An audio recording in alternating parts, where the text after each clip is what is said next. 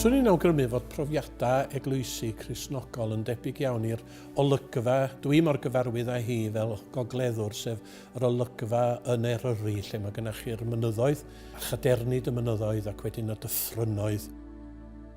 Ac wrth gwrs, pan da ni yn teithio, rydyn ni weithiau i lawr yn y dyffrynoedd, yn y llonyddwch, yn y cysgodion, a wedyn rydyn ni'n cael yn codi'r entrychion, da chi yn sôn mewn gweithgarwch eglwysi am brofiadau pen y mynydd, dyna oedd yr cenedlaethau fi'n sôn amdanyn nhw.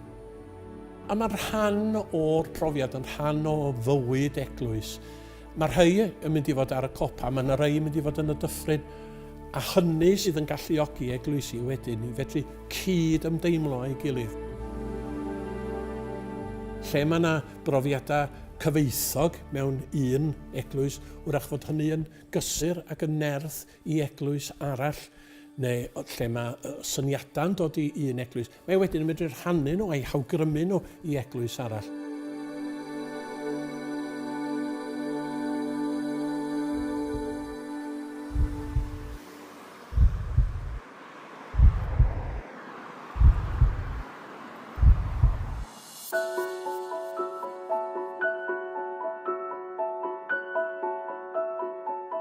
Mae bod yn rhan o Eglwys Crist yn meddwl bod ni yn perthyn i'r Iesu. Allwn ni ddim fod yn aelod, mae rhaid bod yn perthyn i'r Iesu.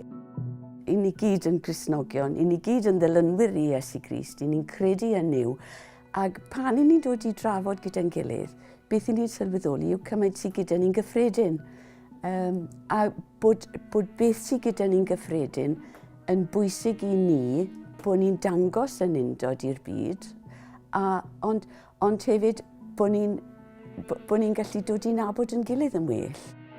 Mae rhaid bod Iesu Grist yn y canol, a mae perthyn i Grist yn holl bwysig, heblaw yn ei crefydd heb ei grym yw e.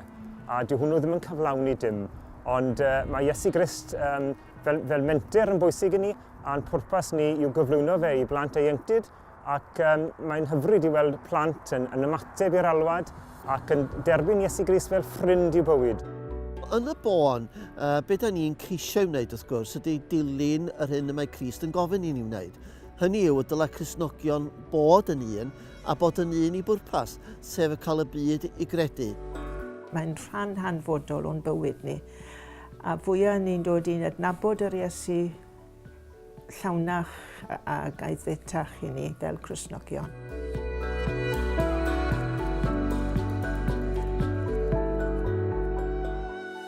Hefo'r eglwys, mae hi'n gymdeithas unigryw yn ei hun oherwydd maen nhw'n amrywiaeth o bobl. Ond yr hyn sydd yn wahanol unrhyw gymdeithas arall ydy'r undod sydd rhwng pobl yn ganol y gwahaniaethau hynny, sef i perthyn nhw i Grist. Ac wrth i ni gydnabod Duw fel yn tad nefol, ac Iesu Grist felly yn frawd i ni, yna dyn ni gyd yn cael yn clymu'n un o dan faner Iesu Grist. A mae hwnnw'n gwneud ti'n gymdeithas unigryw iawn. Achos pan maen ni'n perthyn i dyn, so ni'n mwyn weithio fel ni. Mae'n bwysig iawn bod ni yn perthyn i'n gilydd fel eglwys. Dyna sut ni'n dod yn cysylltiad â gilydd, ni'n addoli gyda'n gilydd, yn lle bod un person yn addoli a benni hunain gatre, ni'n addoli fel eglwys gyda'n gilydd, a mae'r ochr gymdeithasol hefyd, ni'n gweld yn gilydd yn wythnosol, a falle heddi dyma'r unig gyfle sydd gan rhai fe mas a chymdeithasu mewn wythnos. Pan da ni yn meddwl am eglwys, rhaid gwahaniaeth ydy'n eglwys annibynnol, neu'n presbyteraidd, neu'n fetyddiedig, neu anglicanaidd, eglwys Iesu Grist ydyn ni'n sôn amdani hi. Pan da ni yn meddwl am eglwys, mae'r berthynas sydd yn bodoli rhwng y bobl o fewn yr eglwys honno yn gwbl allweddol. Oherwydd, wrth gwrs, maen nhw'n rhannu i fod yr un argyhoeddiad, yr un gred, maen nhw i fod yn ddisgyblion i Iesu Grist, maen nhw i fod yn bobl Duw. A mae'r Beibl wedi'r cyfan yn dysgu safona ymddygiad i ni o ran cwrteisi tuag at yn gilydd, a dwi'n beichia'n gilydd a bod a gofal dros yn gilydd.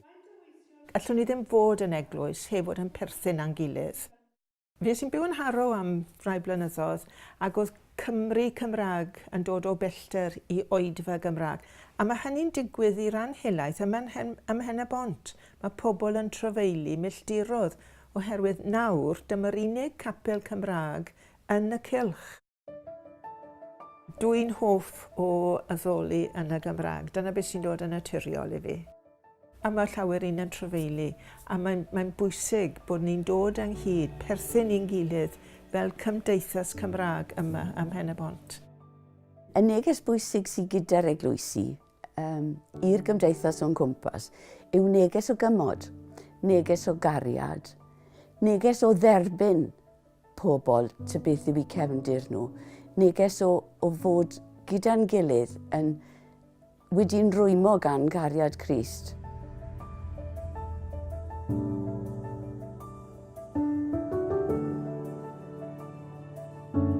Mae cael eglwysi mewn perthynas â'i gilydd yn beth eithriadol o bwysig.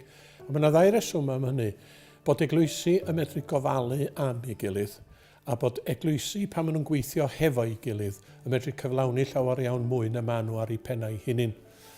A dyna pam mewn gwirionedd ddaru yr annibynwyr, oedd yn gasgliad o eglwysi annibynnol, benderfynu, da ni'n sôn yn 4 ganrif ar 15, benderfynu llunio cyfundebau, sef grwpiau o eglwysi oedd yn perthyn yn fras i'r un ardal. A mi oedd o'n batrwm hynod o lwyddiannus lle oedd yr annibynwyr yn y cwestiwn. Dwi'n meddwl bod y cyswllt fyddwn ni'n ei ddweud rhwng yr Eglwys a'r Cyfundeb yn bwysig. Nid yn unig hynny, mae'r cyswllt hefyd efo'r Undeb yr annibynwyr. Mae hwnnw hefyd yn bwysig. A'r cyswllt yna sydd yn sicrhau bod genna ni weithgareddau Cristnogol a'r dystiolaeth Cristnogol yn cael ei pharhau yn yr ardaloedd. I fi, mae'r Cyfundeb a'r Undeb yn rhan hanfodol o fod yn annibynwraig. Dwi ddim yn siŵr am bobl heddi. Mae yna rhyw bellter rwy'n teimlo, a pobl yn meddwl, wel, beth yw hwn? A dwi'n credu bod nhw'n colli mas. Dwi'n credu bod eisiau ennyn diddordeb eto.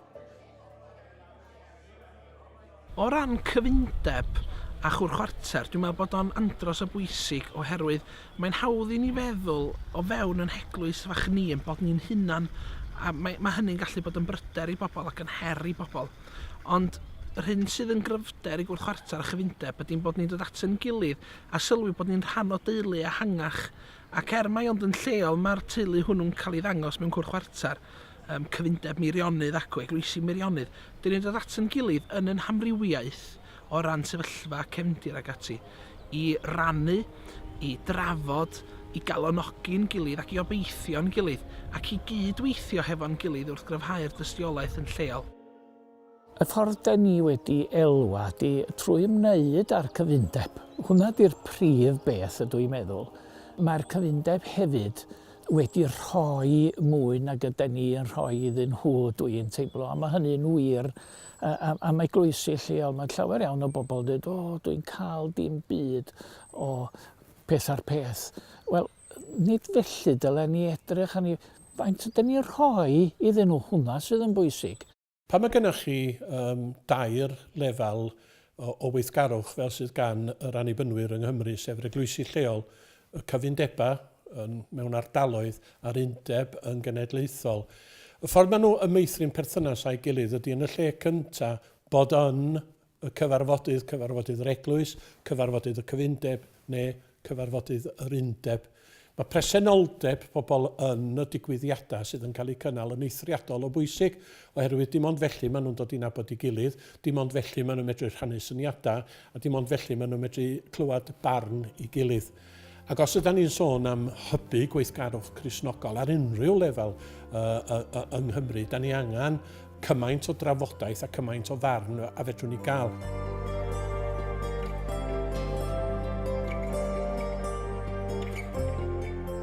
Mae'n bwysig iawn bod ni yn cysylltu gymryd ag allwn ni gyda enwadau eraill, gyda cyd-Cristnogion yn yr ardal. Mae'n dwp mewn ffordd bod ni'n addoli fan hyn a maen nhw fyna bod dim cysylltiad â ni o un flwyddyn i'r llall. Felly ni'n ceisio cysylltu gymryd ag allwn ni gyda'r eglwys a gyda'r bedyddwyr. Dyna'r bobl sydd gyda ni yn yr ardal yn Hendy Gwyn a hefyd yn Llanboedi ac yn Llandewi. Ni'n gwneud pob ymdrech i gael oedfaon ar y cyd mor aml ag allwn ni. Ond fewn yn gofalaeth bron ni, mae'n dri enwad. Mae'r annibynwyr, mae'r presbyteriaid a mae'r bedyddwyr hefyd. Felly, da ni'n cyd-addoli bob dydd Sul efo'n gilydd yn yr ysgolion Sul. Mae'n yn yr ysgol Sul oedolion, er enghraifft, mae'n gynrychiolaeth o'r 3 enwad yna, ac llawer o ddadlu hefyd, ond byth ffreo.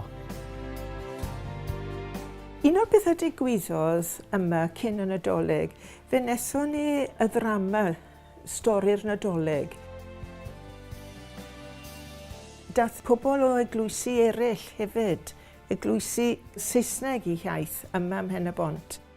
Dod I nabod yn gilydd yn well, creu cymdeithas o Cristnogion. Wel, wrth bod ni'n cydweithio gyda'n gilydd ac yn perthyn gyda'n gilydd, mae gymaint mwy yn bosib. I ni wedi gweld clybiau cydynwadol yn cael eu ffurfio ar draws y sir, ac i ni gweld clybiau gwyliau ac yn y blaen, a digwyddiadau'n cymryd lle mewn ffordd sy'n llawn hwyl, llawn bwrlwm, llawn brwdfrydedd, trwy bod ni'n perthyn i'n gilydd, ac o berthyn i'n gilydd, wrth gwrs, yn perthyn I Grist yn y canol. Be sydd wedi digwydd dros y blynyddoedd yw bod ni wedi sylweddoli bod angen I ni ddod I nabod yn gilydd. Erbyn hyn, fi'n credu bod ni gyd fel enwadau yn gwahodd yn gilydd i'n achlysurion pwysig. Pan bod gweinidog newydd yn dod, mae gweinidogion yr ardal I gyd yn cael eu gwahodd, a mae'r cynulleidfaoedd yn cael, I ni gyd yn rhannu datblygiadau felly yn y cymuned Cristnogol. Dyma'r allwedd. I ni'n addoli gyda'n gilydd, I ni'n siarad ar un Duw, mewn gwahanol ffyrdd falle, ond I ni'n cyfarwyddo a ffyrdd yn gilydd o addoli. Gwirionadd ydy, wrth gwrs, ar ddiwedd y dydd, pan fydden ni gyd yn mynd yn agosach at yr arglwydd, fydd na ddim enwadau, fydd na ddim eglwysi. Ac mae'n debyg fod rhaid I ni ddechrau paratoi ar gyfer y cyfnod hwnnw, lle rydyn ni'n sefyll gorbron gorseddfa'r oen fel Cristnogion, a fydd na ddim byd fydd yn gwahanu ni. Ac falle dylen ni feddwl yn amlach sut dylen ni darparu ar gyfer y tragwyddoldeb rhagorol hwnnw. Dwi'n hoff iawn o R.T. Jenkins yn aml iawn. Mae o wedi dweud rhywbeth yn debyg. Mae nid uno ni fel enwadau hwrach sydd angen fwyaf felly, ond yn uno ni o fewn yn gilydd. Ac mae o'n tynnu darlun o angriffis wedi cael y Beibl trwy law eglwyswyr, wedi cael troedigedd trwy law annibynnwr. Benjamin Jones, ond hefyd wedi cael cyfrwng teiadau'r Methodistiaid ac wedi uno hi hun yn hynny o beth. Felly mae hynna hefyd I mi yn bwysig yn yr Eglwys.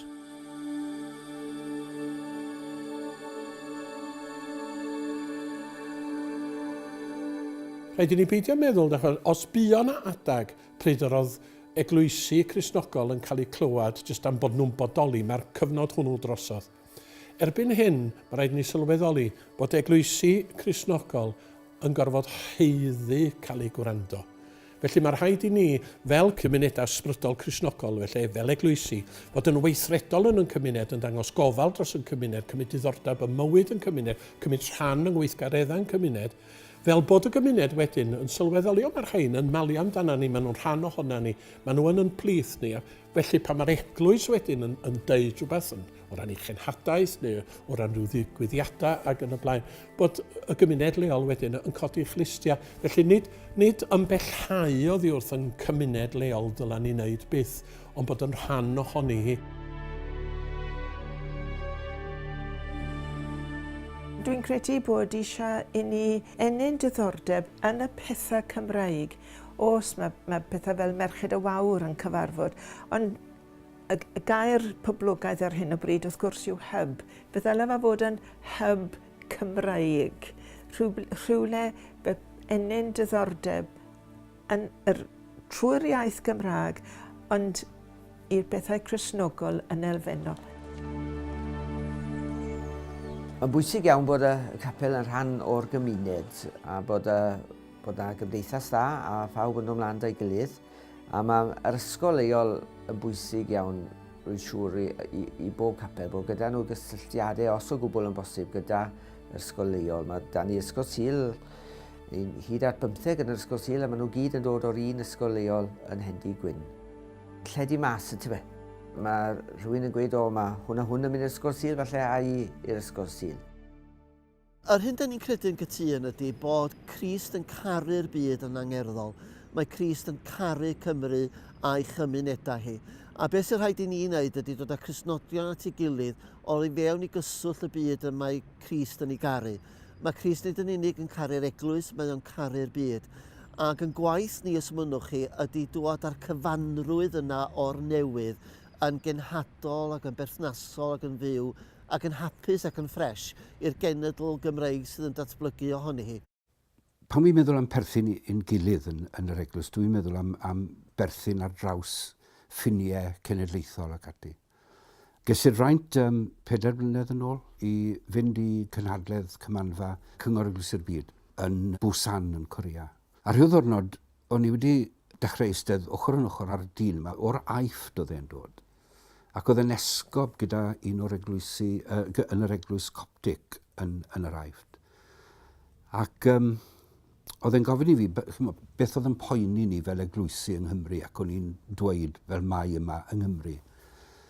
A beth oedd ni boeni fe, wrth gwrs, oedd bod e wedi yn ystod y flwyddyn yna, bod bron iawn i 100 o'i eglwysi fe wedi cael ei llosgi, neu wedi cael bod yna ymosodiadau wedi bod arnyn nhw. Oedd yn un o arweinwyr yr eglwys sy'n cael ei herlyd. O'ch chi'n ymwybodol yn bod ni'n perthyn i gilydd, yn bod ni'n frodyr ac yn chwiorydd. Felly ni'n cyd-ddioddef yn dyn ni. I ni hefyd yn cael yn ysbrydoli gan yr eglwys ac yn cael yn cynnal. Mi weddiodd Iesu am yr undod yma mwyn i'r byd wybod taw fe yw mab Duw. Ac dyna'r neges sydd gyda ni, ac mae rhaid i ni efengylu, mae rhaid i ni drosglwyddo'r neges yma. So dim rhaid i ni gyd bregethu, ond i ni'n gallu byw y neges yma. Fel bod pobl yn gweud, mae yna rhywbeth allwch chi ddibynnu arnyn nhw, neu mae yna rhywbeth y bydd ti nhw, mi na nhw. Byddwn ni fel Cristnogion yn dangos trwy beth i ni'n neud yn bywydau.